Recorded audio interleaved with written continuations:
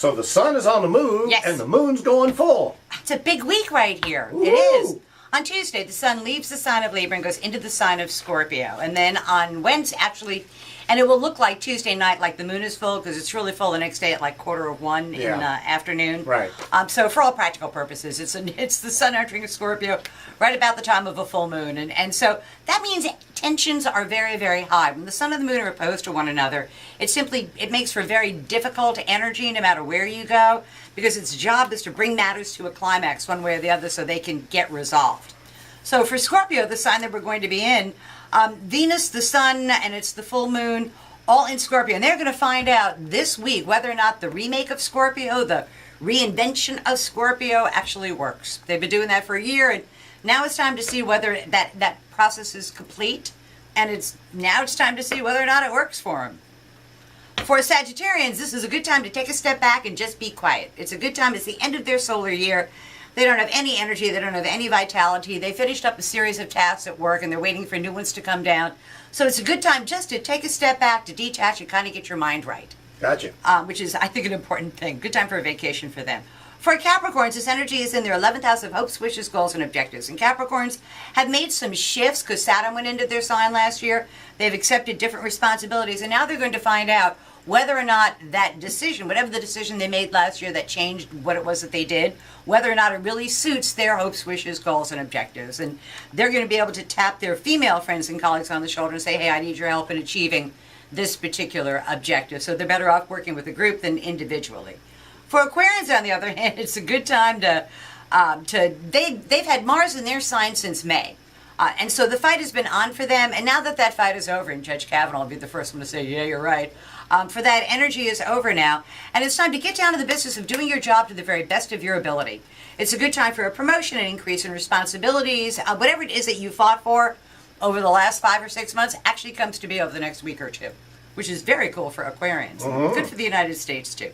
For Pisces, this energy is in their 9th house of the law, legal matters, educational matters, important matters at a distance, any kind of contracts, any kind of negotiations, and travel also is in store for the Pisces. So it's a matter of saying, okay, Pisces, you've transformed yourselves. Now it's time to take that show on the road and see how it plays in Peoria.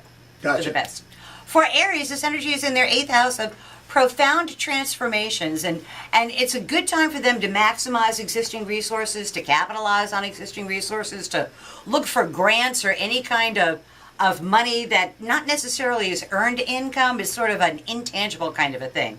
But money is very favorable for Aries over the next, I say, month or so. And if they can maximize, or the right word is to capitalize on an existing investment rather than looking for a new one. Gotcha. For Tauruses, this energy is very good for them because it really spotlights all of the effort that they have put forth over the last year or so. They have sort of changed a little bit what they've done. They've gone from doing one thing to something that's got a little more public image into it, a little more public view, and they find out that they get a really good report card, is really what they do. And they find out that they have a bunch of allies on their side, ready, willing, and able to help them. And they just need to say, sure, I'll be glad to accept your help. No, I give my Taurus wife straight A's. Yeah, you should, because she's really done, all Taurus have done a remarkable job over the last couple of months. For Geminis, this energy is in their 6th house of work, health, and responsibilities, and the scope of their responsibilities becomes very clear to them and what they need to do. And it's just a matter of doing their job to the best of their ability and not being distracted, which is, I guess, good for our president, because he's been on the distracted side by a bunch of other things going on. So it would be good just to be able to get down to the business of just doing the job that we want Geminis to do. For Cancers, this energy is in their 5th house of love affairs, children, sports, and I know I sound like a broken record, but it really is a good, fertile, creative time for Cancers in every sense of the word.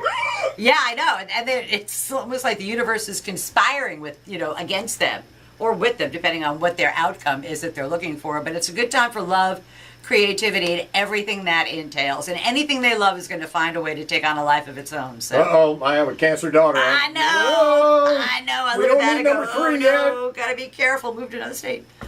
For Leos, this energy is in their 4th house of home. There's a profound peace at home that comes for them. Good. There is a profound feeling that everything is right in their world. They've had to fight very hard for the last couple of months or so just to maintain their status quo. And that fight is finally over, and now they really get to look around and you go, yep, I'm pretty sure this might be as good as it gets.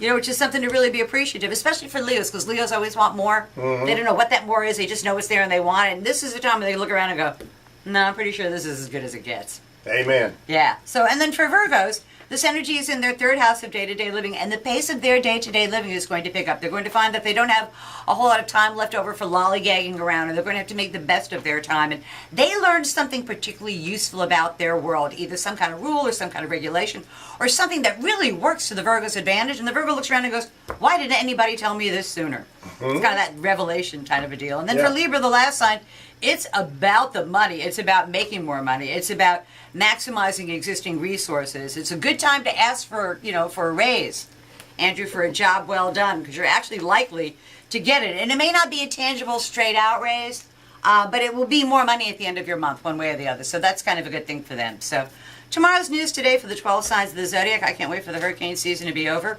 Ooh, you and me both. And think about who you're going to vote for. That's it. There we go. We'll see you next week. Always a pleasure.